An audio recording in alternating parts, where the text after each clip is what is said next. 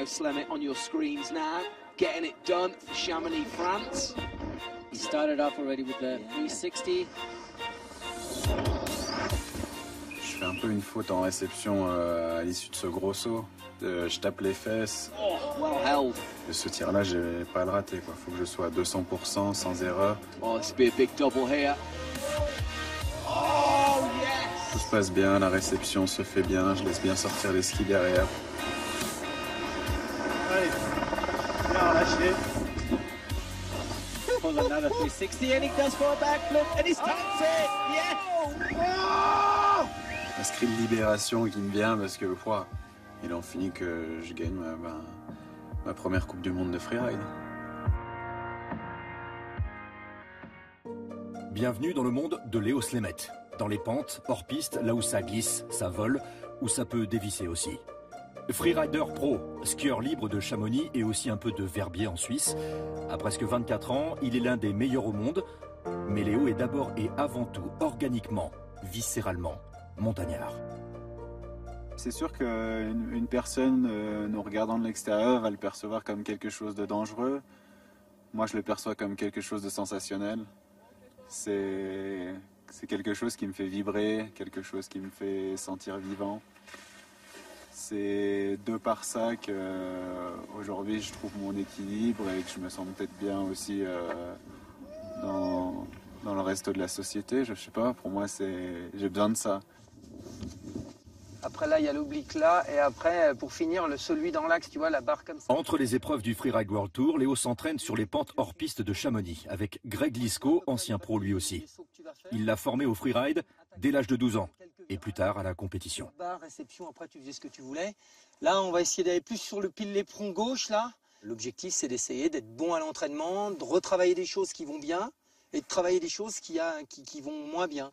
Donc par exemple là, quand on a fait le débrief là, il y a quelques jours des deux faces, on s'est rendu compte que la perte de points qu'il a eue, elle était liée tout le temps à la même chose. Donc c'est ce qu'on est en train de retravailler ici, pour qu'il se redonne encore de l'aisance et de la facilité sur une face. Léo pour Greg. C'est quand tu veux. En compétition, le freeride est un sport de jugement. Le rider choisit une ligne, la plus engagée, la plus dure possible. Il doit maîtriser son ski, il est noté sur son aisance, l'amplitude de ses sauts, la qualité de ses réceptions, de ses figures. Oui. Suite.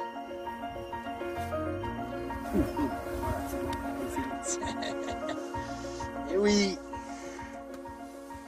Regarde, tout le haut est propre et il te manque, il y a juste un seul truc qu'il n'y a pas. C'est tout. Si tu fais ça, voilà, t'es pas allé le chercher, on est d'accord. Voilà, si tu vas le chercher, est-ce que le jour en une compétition, tu auras à chaque fois, il faut que j'aille chercher ce genre de truc-là? Non. Mais le jour où ça se présente, paf, tac, je me rappelle, le réflexe, je l'ai. La réactivité, je l'ai, et l'instinct est là. Ce jour-là, Leo Slemmet est retourné une 3e fois dans la pente de sa propre initiative. L'impro, ça se travaille. Moi, ce que j'aime, c'est faire un beau ski et quand je fais ça, je me réalise. Ce que tu vis par ton ski, par ton sport, par les compétitions, par ce Freeride World Tour, c'est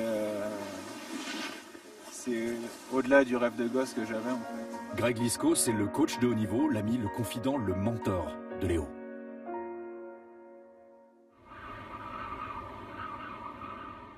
Mais Greg Lisco est aussi et d'abord le prof. Allez, on est parti. Leo Slemmet est un pur produit du Young Riders Crew, la toute première école de freeride au monde créée par Greg à Chamonix il y a 16 ans. Tu fais le check DVA. Tu te poses... Voilà, c'est bien là.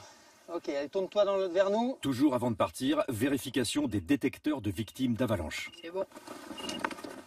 Ici, on apprend la montagne, à repérer, à évaluer les risques, le cas échéant, à sauver des vies, à maîtriser le ski toute neige. Alors Léo, ça a été, il est passé par là pendant des années et des années à faire exactement le même genre de protocole tous les jours. C'est primordial. Après, on vérifie qu'ils ont la coque dorsale, on vérifie qu'ils ont évidemment le casque, le DVA, la pelle et la sonde qui nous permettent de déneiger quelqu'un en cas de risque, en cas d'avalanche.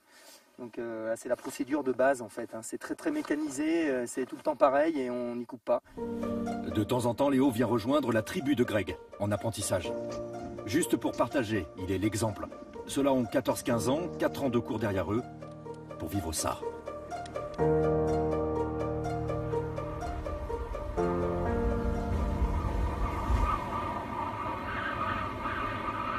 Donc là, je vais passer en premier, j'ouvre devant là, je vais juste cisailler pour voir si ça tient.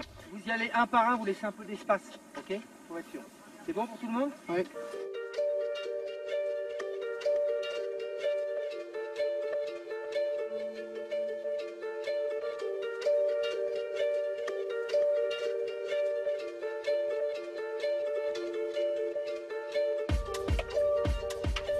Allez, n'aie pas peur, allez vas-y, droit, tire devant.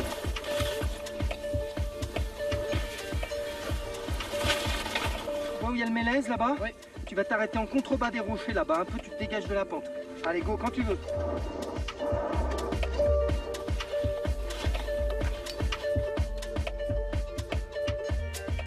Au début je faisais de l'alpha, donc avec les piquets ça m'a saoulé. Et donc j'ai voulu partir dans le freeride. Et ça fait 4 ans que je suis dans ce groupe et ça me plaît donc je continue.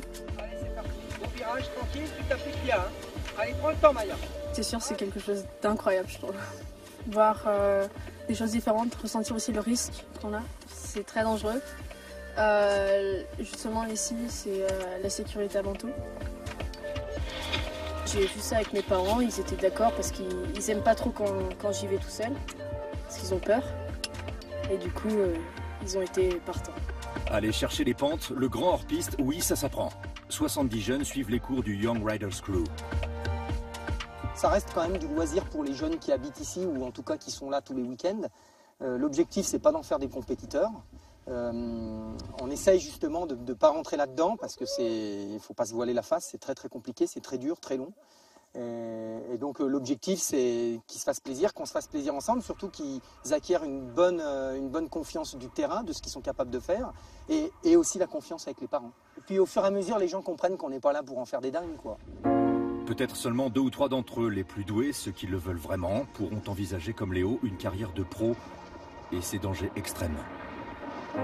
Même si on essaye de calculer le maximum de choses pour éliminer le maximum de risques, le risque zéro, il n'existe jamais. Ça m'a coûté cher, c'est la montagne. Et aujourd'hui, je le paye encore, donc voilà. On évolue dans un environnement qu'on sait dangereux, et après c'est à nous de savoir jusqu'à quel point on accepte ce danger. Voilà. Il y a presque 1 an, le 19 avril, Estelle Ballet, Suisse, la compagne de Léo depuis 2 ans et demi, est morte emportée par une avalanche. Estelle était la meilleure. Championne du monde de snowboard freeride 2015 et 2016. 17 jours après son 2e sacre, elle tournait un film dans les Alpes suisses. Connue pour son professionnalisme, parfaitement équipée, secourue immédiatement, elle n'a pu être réanimée. Elle avait 21 ans. Léo n'arrive toujours pas à en parler.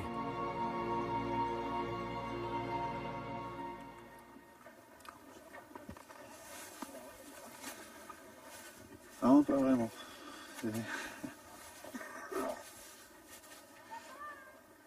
Ah, c'est délicat. Est-ce que tu aurais pu arrêter? Pourquoi tu continues ou pourquoi tu n'as pas arrêté?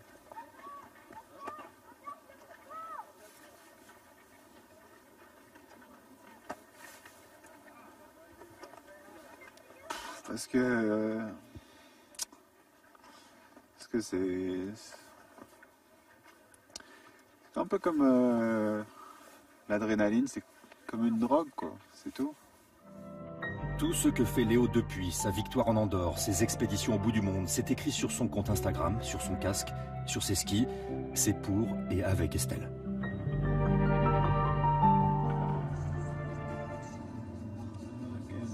« 7h du matin, départ de Chamonix pour Verbier, à 1 heure de là. Cette saison, la station suisse est devenue son sponsor. C'était aussi celui d'Estelle. Il avait découvert ce côté-ci des Alpes avec elle. Et là, bien, il va au bureau.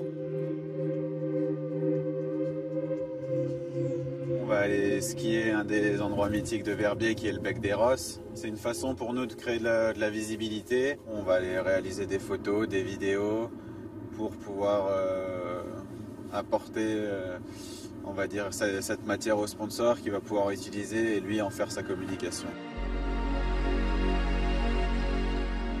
Je reviens dans le couloir à gauche là du départ, pas derrière où le petit vient sauter, mais entre les deux là, pour rejoindre le haut du dogleg. Moi, je pense qu'on devrait le faire en 2 fois. C'est qu'on fait une fois la première partie, on s'attend sur l'épaule où il y a encore un peu de soleil. Le team Verbier réuni pour une vidéo. Les freeriders vivent de ce genre de projet hors compétition. Le Suisse Emilien Badou, champion du monde 2014. Sa compatriote Géraldine Fasnacht, multiple championne de la discipline. Elle était aussi coach et amie d'Estelle Ballet. Et puis le petit dernier. Léo, c'est un chat sur les skis. Il a une manière de regarder la montagne qui est belle, qui est posée, et il a un ski qui est magnifique. Pleure, c'est moi.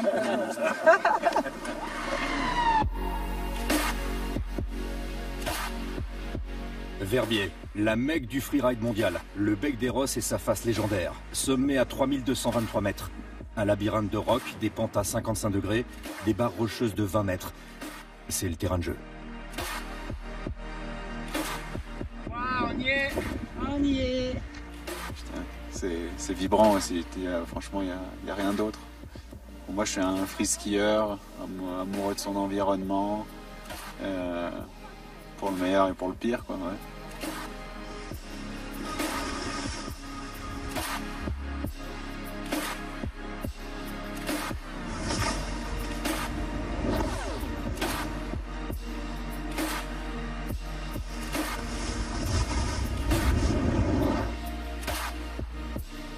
Bienvenue dans le monde de Léo Slémet et des siens. Yes. Skieurs libres absolument, juste prisonniers de leur passion. Heureux, perchés peut-être, mais terriblement lucides.